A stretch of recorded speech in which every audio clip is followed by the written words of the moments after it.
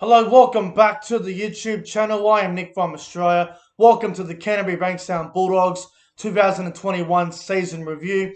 With the NRL finals still going ahead, and obviously it's getting to that point of the year for a lot of rugby league YouTubers out there. It's been very difficult to come up with some um, ideas for videos, so I thought, well, I might as well start these end of season reviews for the teams that did not play finals football. So tonight we're going to be reviewing the Bulldogs 2021 season where they came last and they had a disgusting season. But before I get into the Bulldogs season review, make sure you guys go ahead and like this video.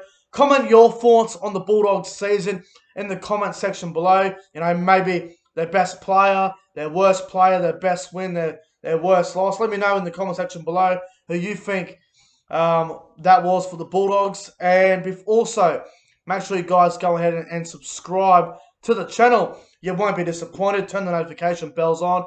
That way you get a notification on your phone when I do a new video. So, without further ado, let's get into it. The Canterbury-Bankstown Bulldogs 2021 season review. Terrible year for the Bulldogs. They had a record of 3 wins and 21 losses. A disgusting, terrible, miserable season for the Bulldogs. They've won the wooden spoon. Parramatta Eel supporters out there are having a party, knowing that their biggest rivals, the Dogs, have won the wooden spoon. Yeah, not a good year for the Bulldogs. Not a good year for Trent Barrett. His first year as head coach was a bit of a disaster. Yes, they had a lot of new players and new positions, but it just wasn't a great roster, really. I mean, if you have a look at the Bulldogs roster compared to the other teams that are in the top 8 and the teams that did make the top 8 and the real quality teams, you can see the difference between the bottom 2 sides, or the bottom 4 sides, I should say, and the top 8 sides. There's a big difference there. The Bulldogs, a really, really poor year from them, but they did have some positives. We'll start off with the Bulldogs' first win of the season, where they did finally win a game. That was in round 7 against the Sharks. That was the Bulldogs' first win of the season. It was a very good one as well. They had a nice lead on Cronulla early, and they ended up getting the result. Having a look at the Bulldogs' best win of the season, obviously, you could say the last round against the West Tigers, where they won that game 38-0, but I believe the Bulldogs' best win of the season was back in round 14 on the Queen's birthday game on the Monday, the traditional game between the Bulldogs and the Dragons. The Bulldogs getting a win there, 28 points to 6. That was the game where Jake Averillo had a double. The Dragons in that game were terrible, but it was the Bulldogs' best win of the season, in my opinion. And, I mean, you could easily say that first one against Cronulla was very good. The last one against the Tigers as well. But I think you just have to say, out of all their wins this year, I think the one against the Dragons on the Queen's birthday game, it was very important for the Dogs. And they got up for the occasion and they beat the Dragons. So, I believe that was their best win of the season. As for their worst loss of the season, well, they had a lot of really bad games. Obviously, losing 3 games in a row by not scoring a single point. Round 2, 28-0 loss to Penrith. Round 3, 24 loss to the Broncos. Round 4, the Good Friday game against Souths, 38-0. 3 games in a row there where they did not score a single point. So that was really bad for the Bulldogs. And I think after 4 rounds, everyone sort of looked at the Bulldogs and went, well, they're a massive chance for the wooden spoon, and that is what ended up happening. Their worst losses, there's a lot of them you can go for. They had a lot of bad games, but having a look at it, you can't go past round 16 where they were beaten by the Manly Warringah Seagulls, 66-0. It was the Tom Trbojevic show. It was literally like watching footy training. Manly went out there and played against the reserve grade side, and the Bulldogs were bashing that game. Turbo had a hat-trick. Saab had a hat-trick. Garrick scored 2 tries or so. I think that was the Manly Seagulls. Excuse me. I believe that was the Bulldogs' worst loss of the season as well. They had a couple of games where they were very competitive. I think the game against the Roosters in round 17, I thought they were very competitive in that game there. The one against the Gold Coast, where they were beaten 30 points to 20. They were very competitive in that game as well. Also, the one against the Seagulls in the second last round. They were in that game for a while, and the scoreline doesn't reflect the game, but they sort of faded off in that game as well. So, I'd say the Bulldogs' best win of the year was the game against the Dragons on the Easter, or was it bloody Queen's birthday game, and their worst loss was obviously against the Seagulls, 66 points to nil. We'll go through some of their good and bad players this year. They had a few players in the off-season they recruited, so we'll start with the positives. Some of their really strong players this year, I thought Jake Averillo had a really good year, moved from centre to halfback, and I was very judgmental about Jake Averillo moving into the halfback, and I didn't really rate it too much, and he sort of proved me wrong a little bit. He actually played quite well at halfback there, especially when the Bulldogs were getting flogged.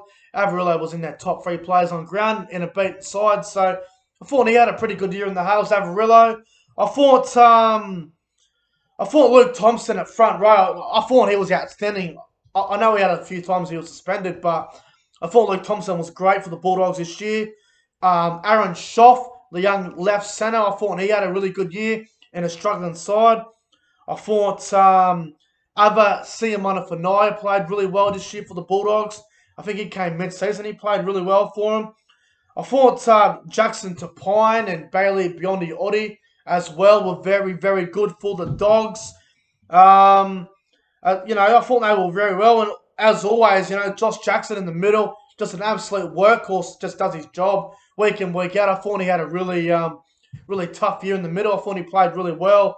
Now, some of the negatives, we're going to talk about it. Some of their disappointing players.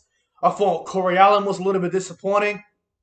Last year, he was playing with South Sydney in the finals, a fill-in fullback, and he goes to a club like the Bulldogs, who have been down for a couple of years, and his form went with the Bulldogs. He had a really, really poor year.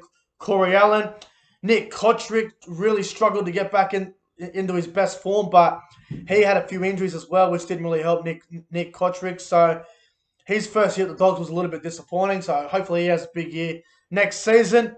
I also thought Kyle Flanagan, very, very disappointing. He was their big signing for the Bulldogs this year, and he had a bit of a fallout with Trent Barrett, and he was dropped, and he was in and out of the side, and his form was quite ordinary, and his confidence was a bit shot. So Kyle Flanagan's year was quite disappointing for the Bulldogs, so I guess you can say no surprise there. I thought Dylan Napa as well, another player who's on big money, very disappointing this year for the Bulldogs. Adam Elliott and Lachlan Lewis had a few issues. Adam Elliott's now been sacked. Lachlan Lewis has been sacked as well. So they've had a few players who have got plenty of potential. They just haven't been able to put those potential, the Bulldogs haven't been able to put their potential on the field. It's been a lot of off-the-field dramas and a few combination issues at the Dogs as well. And, I guess Trent Barrett as well, a bit of a disappointing year for him as well. You throw in a couple of these young players, you expect them to be a little bit more competitive. And, at the start of the year, everyone was saying the Bulldogs were going to finish around that 10th, 11th mark. Everyone thought they were going to go very well. I had them going all right, but they just weren't consistent enough. And, for them to only win 3 games this year was quite disappointing. So, yes, the Bulldogs do get a lot of players next year. The likes of Matt Duffy's going there. Addo Carr. They get Matt Burton. They get Brent Naden. They get Paul Vaughan, Tavita Pangai Jr. They're getting a lot of big-name players at the club next year. It's just a matter of putting the right pieces together and figuring out what the best combination is for the Bulldogs and their side going into next year. But the Bulldogs next year will be a lot better than this year, I believe. I think their backline next year will look a lot better. They'll have Duffy there, Naden, Kotrick. Ockenball's getting better as a winger. As long as he stays away from high schools, he'll be a lot better. But the Dogs, man, I think they're on the up. They had a really poor year this year and definitely deserved the wooden spoon in the end. 3 wins is just not good enough, especially in the NRL. But if I had to rate the Bulldogs season, I'm going to give the Bulldogs season a 3 out of 10. Really disappointing season from them. I believe they were disgusting and putrid.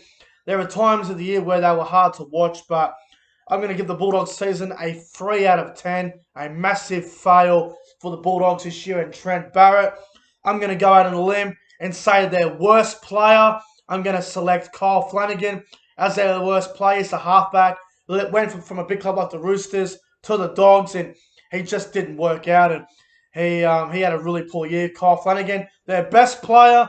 I think it's a toss the coin between Jake Averillo and Luke Thompson. But I'm going to go with Luke Thompson because when he was there, the Bulldogs really struggled, I reckon. So Luke Thompson, for mine, I believe he was the Bulldogs' best player this year. And everyone always brags about how Super League players don't do well in the NRL. Well, I find that hilarious when Luke Thompson was easily the Bulldogs' best player in a team that was really, really poor. But overall, really bad year for the Bulldogs, and I wish them well for next year, and I look forward to seeing how they can go from next year. I think a pass mark for the Bulldogs next year would be to be around that 7th to 12th position. They need to be one of those teams fighting for the top 8. If the Bulldogs are in the bottom 4 next year, Trent Barrett will be absolutely gone. He'll be under all sorts of pressure. But the Bulldogs, we'll see how they go next year. But guys, that's it for the Canterbury-Bankstown Bulldogs 2021 season review. If you guys enjoyed the video, make sure you guys go ahead and like, comment, and subscribe to the channel. And good luck to the Bulldogs for next season. See you guys in the next one.